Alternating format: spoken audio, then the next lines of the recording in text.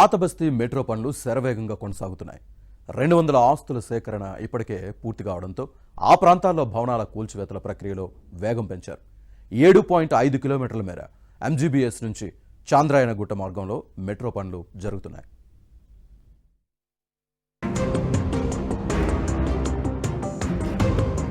Metro రెండో దశలో భాగంగా ఎంజీబీఎస్ నుంచి చాంద్రాయణగుట్ట వరకు 7.5 కిలోమీటర్ల మార్గంలో మెట్రో నిర్మాణం కొనసాగుతోంది.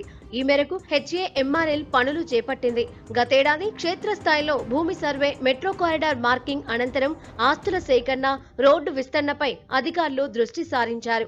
7.5 కిలోమీటర్ల మార్గంలో మొత్తం 1100 ఆస్తులను గుర్తించింది.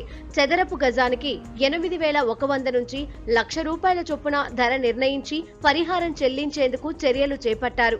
అదే క్రమంలో కూల్చివేత పనులు కూడా కొనసాగుతున్నాయి.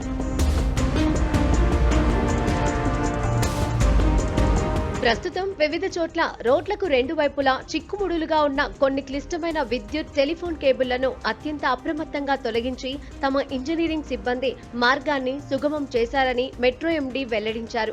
మెట్రో అధికారులతో పాటు రెవెన్యూ, పోలీసుల పర్యవేక్షణలో మెట్రో మార్గం విస్తరణ పనులు చురుగ్గా కొనసాగుతున్నాయన్నారు. ప్రభావిత ఆస్తుల యజమానులు స్వచ్ఛందంగా స్పందించి ముందుకు వస్తున్నారని పేర్కొన్నారు. ప్రభుత్వం నిర్ణయించిన నష్టపరిహారాన్ని ఆమోదించి తమ ఆస్తులను మెట్రో మార్గం కోసం ఇచ్చారని మెట్రో ఎండీ ఎన్వీఎస్ రెడ్డి తెలిపారు.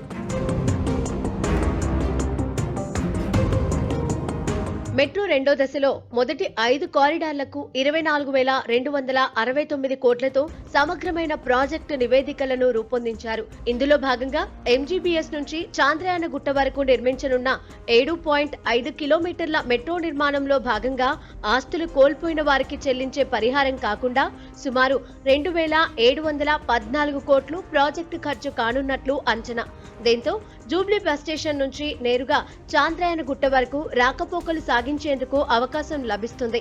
అలాగే చార్మినార్ తో పాటు వివిధ ప్రాంతాలను సందర్శించేందుకు వచ్చే జాతీయ, అంతర్జాతీయ పర్యాటకులకు మెట్రో రైల్ రవాణా సదుపాయాన్ని అందజేయనుంది.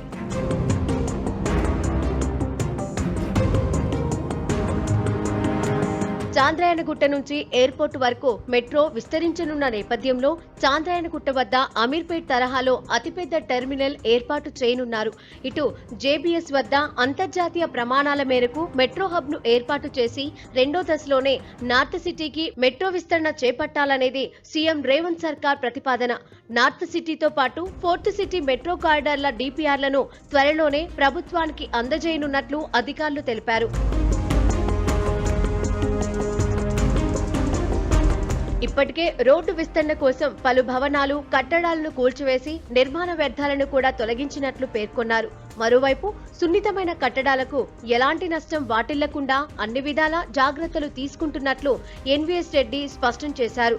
ముఖ్యమంత్రి రేవంత్ రెడ్డి ఆదేశాల మేరకు త్వరితగతిన పాతనగరం విస్తరణ పనులు పూర్తి చేసి కేంద్రం అనుమతి లభించిన వెంటనే మెట్రో నిర్మాణ పనులను ప్రారంభిస్తామన్నారు.